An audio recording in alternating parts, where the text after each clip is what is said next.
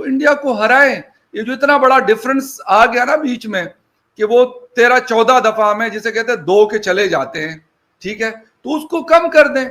बजाय इसके कि मोहसिन नकवी साहब आके किसी एक को गले लगा रहे हो, भाई छोड़ दो, ये कोई बच्चे थोड़ी है स्कूल के, नर्सरी प्रेप के, इतने बड़े बड़े मतलब मुस्टंडे भेजे हुए हैं सांडो जितने, ठीक है, खेलने के लिए भेजे हुए हैं ना, कोई मतलब ये थोड़ी है कि ये रोना धोना शुरू कर देंगे। यार रोना धोना आपका तब बनता है ना जब आप बहुत अच्छी फाइटिंग गेम करें, अगली अपोजिशन को आप जिसे कहते हैं ना कि जिसे कहते हैं कि उसकी चीखें निकाल दें, फिर आप कहें चलो जब इसके बाद हम हार गए कोई मसला नहीं।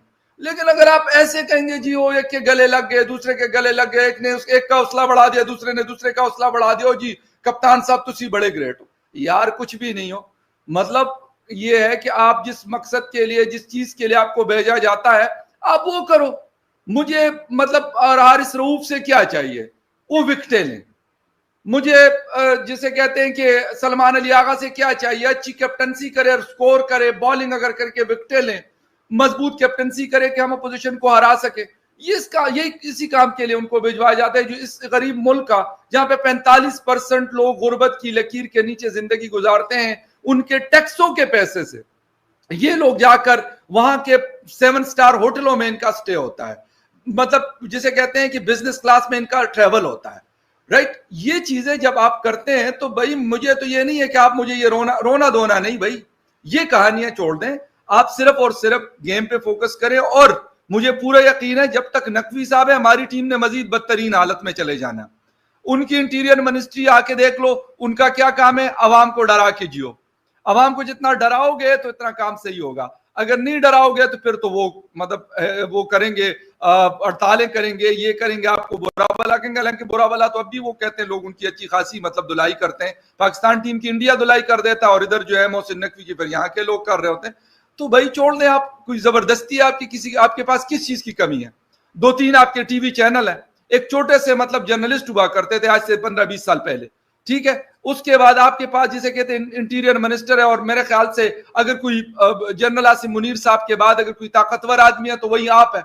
और क्या चाहते हैं आप इसके बाद? आपको और क्या चीज चाहिए? छोड़ दे क्रिकेट को ना, क्रिकेट को किसी ऐसे बंदे के हवाले कर दे जो इस टीम को मजीद बदतरी की तरफ ना लेके जाए। लेकिन अफसोस के साथ एक बात करूंगा फिर खत्म करूंगा, पाकिस्तान टेलीकम्युनिकेशन अथॉरिटी के इस वक्त के जो चेयरमैन है वो 3रे नंबर पे थे, उनको प्राइम मिनिस्टर साहब ने सेलेक्ट करके उनको बना दिया ना, उनके एज वाला जो था लिमिट उस पे पूरा नहीं उतरते थे, ना क्वालिफिकेशन पे पूरा उतरते थे, ना एक्सपीरियंस पे पूरा उतरते थे। लेकिन क्योंकि वजीर आजम साहब ने उनको लगाना था, ये जो मौजूदा है शहबाज शरीफ साहब, तो वो आज भी अदालत ने कहा कि ये नहीं एलिजिबल। जो लड़का उसामा खिलजी एलिजिबल था, अमेरिका की यूनिवर्सिटियों से, बरतानिया की बड़ी बड़ी यूनिवर्सिटियों से डिग्रियां ली, एज भी सही, सारा कुछ सही था, तो वो आपने नहीं किया, उसको क्या कर दिया, उसको आपने रिजेक्ट कर दिया। तो क्रिकेट के साथ भी तकरीबन सेम वाली सिचुएशन चल रही है। मैं यहाँ पे ये बताने की कोशिश कर रही थी कि यकीन करें लोगों की हालत इतनी खराब हो गई है अभिषेक सर कि आज मैं, मेरे घर के पास मॉल है, मैंने सोचा चलो आज मैं कोई ड्रेस वगैरह कोई नए ले लेती हूँ ना, एक आध कोई ले लूँ शो के लिए। मैं गई हूँ तो जैसे ही मैं शॉप के अंदर गई हूँ जहाँ पे लेडीज ड्रेसेस वगैरह होते हैं, तो वो शॉपकीपर मुझे शक्ल देखते कहने लगा कि वो सेल वाली चीजें उधर लगी हैं। मेरे यार क्या मैं इसको लग रहा है, मैं शक्ल इसको लग रहा है मैं सेल में से कोई चीज लेने आई हूँ। ये और बात है मेरे पास सेल वाले पैसे भी नहीं थे, मैं तो वैसे ही देखने के लिए गई थी, मैंने कहा चलो कुछ हो सकता है, कुछ मिल ही जाए।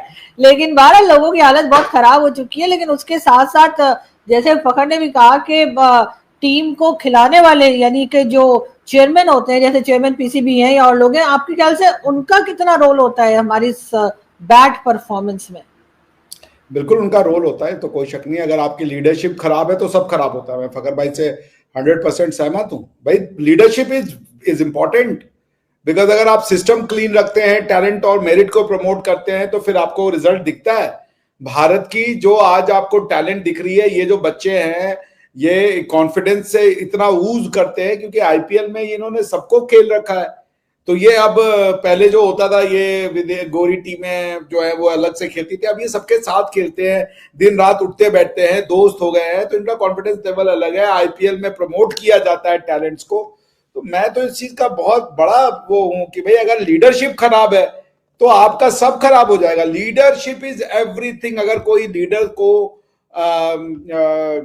डिस्काउंट कर रहा है तो वो बहुत बड़ा, आपके पास बहुत टैलेंट है, आप बहुत टैलेंटेड है, आप में सारी क्षमताएं हैं, पर अगर आपके पास लीडर नहीं है जो आपको वैल्यू कर सके, वो तो आपको दरकिनार कर देगा।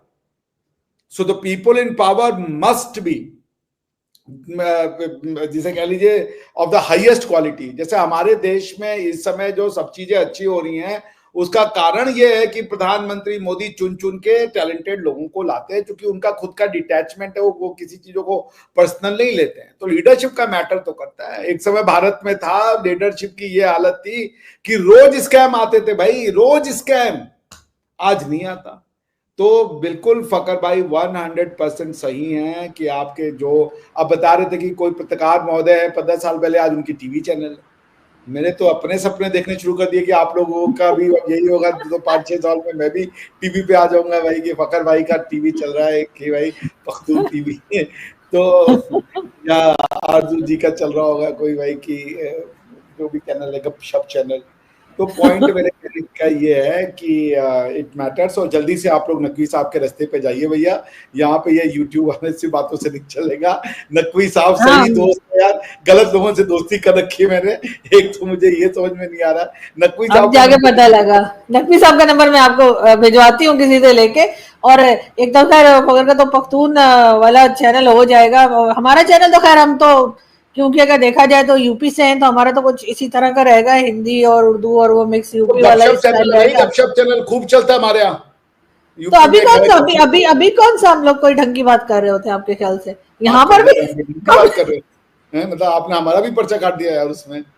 आजू जी आप डरिए भैया, किसी से डर लीजिए। दोस्तों, पाकिस्तान के अब अपने ही जो पत्रकार हैं वो अपने क्रिकेट बोर्ड पर सवाल खड़े कर रहे हैं और कह रहे हैं कि भाई ये मोहसिन नकवी जब तक रहेगा ना, हमारी क्रिकेट बर्बाद होती रहेगी।